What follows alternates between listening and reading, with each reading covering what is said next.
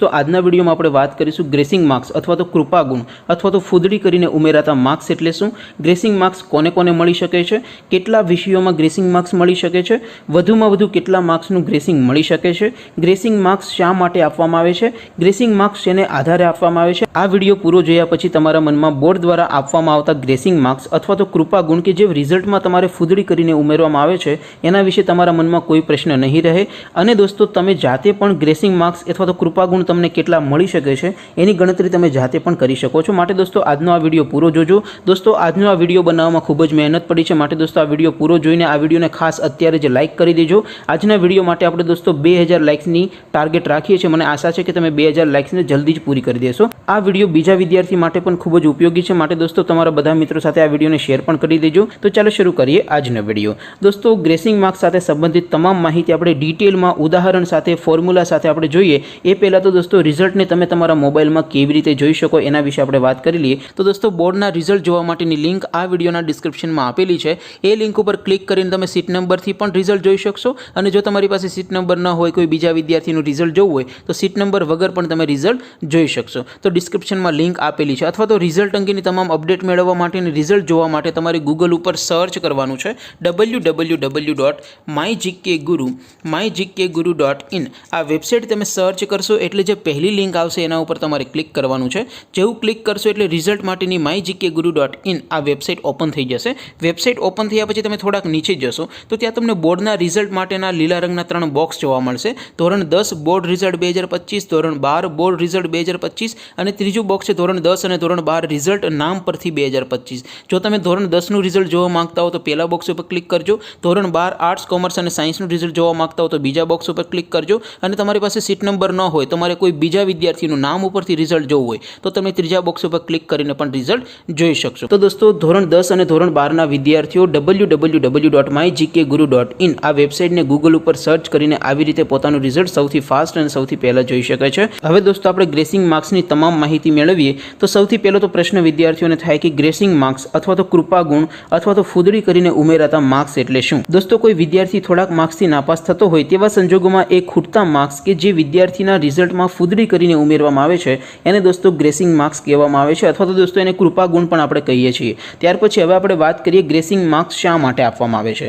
તો વિદ્યાર્થીનું વર્ષ બગડે નહીં અને વિદ્યાર્થી આગળનો અભ્યાસ કરી શકે એવા સારા ઉદ્દેશ્યથી ગ્રેસિંગ માર્ક્સ અથવા તો કૃપા ગુણ આપવામાં આવતા હોય છે। આ ઉપરાંત દોસ્તો ધોરણ 10નું રિઝલ્ટ નીચું આવે તો દોસ્તો ધોરણ 11 અને ધોરણ 12ના વર્ગો છે એ ખાલી રહી જતા હોય છે। જ્યારે દોસ્તો ધોરણ 12નું રિઝલ્ટ નીચું આવે તો દોસ્તો કોલેજોની બેઠકો છે એ પણ ખાલી રહી જતી હોય છે। આવા બધા પ્રશ્નોને ધ્યાનમાં રાખીને ગ્રેસિંગ માર્ક્સ છે એ આપવામાં આવે છે। ત્યાર પછી હવે આપણે વાત કરીએ ગ્રેસિંગ માર્ક્સ કોને કોને મળી શકે છે, કોને મળી શકે। તો દોસ્તો ગ્રેસિંગ માર્ક્સ કોને મળી શકે એ નક્કી કરવા માટેની એક ફોર્મ્યુલા છે જે તમે તમારા સ્ક્રીન ઉપર જોઈ શકો છો।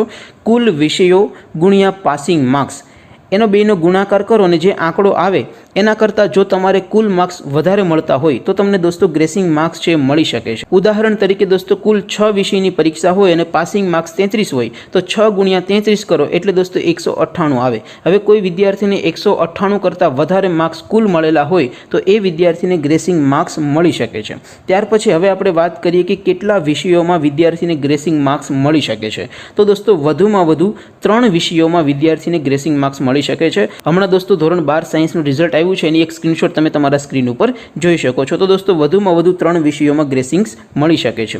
ત્યાર પછી હવે વાત કરીએ કેટલા માર્ક્સનું ગ્રેસિંગ મળી શકે છે। તો દોસ્તો નિયમ મુજબ વધુમાં વધુ 5 માર્ક્સનું ગ્રેસિંગ મળી શકે છે, પણ દોસ્તો અગાઉના વર્ષોમાં જેમ કે દોસ્તો 2015માં 18 માર્ક્સનું ગ્રેસિંગ મળ્યું હતું વિદ્યાર્થીઓને। ત્યાર પછી 2018ની વાત કરીએ તો 10 માર્ક્સનું ગ્રેસિંગ મળ્યું હતું, જ્યારે દોસ્તો 2020માં 21 માર્ક્સનું વિદ્યાર્થીઓને ગ્રેસિંગ મળ્યું હતું। દોસ્તો માત્ર 5 માર્ક્સ વિદ્યાર્થીને આવ્યા હતા અને દોસ્તો 21 માર્ક્સ ઉમેરીને એ વિદ્યાર્થી પાસ કરવામાં આવ્યો હતો। ત્યાર પછી દોસ્તો હમણાં જે ધોરણ 12 સાયન્સનું રિઝલ્ટ આવ્યું 2023માં એમાં દોસ્તો 15 માર્ક્સનું વિદ્યાર્થીઓને ગ્રેસિંગ મળ્યું છે। તો દોસ્તો દર વર્ષે ગ્રેસિંગ ફિક્સ આટલા જ માર્ક આપવામાં આવે એવું દોસ્તો નથી।